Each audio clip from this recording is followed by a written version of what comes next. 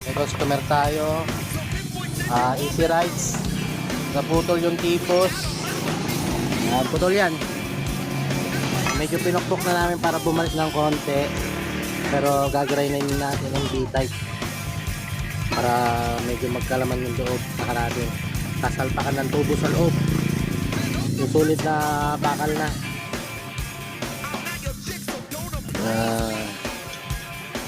Budget meal.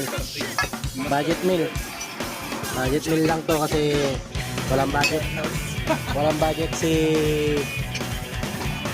Kuya Long Black. Yan o.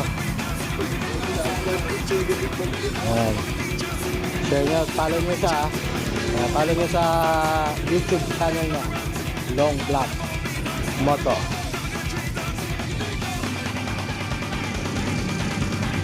Ayan. Gantong ginawa ko. Dahil walang budget ang customer, binilding ko ng ganto. Nandito ang ating master welder.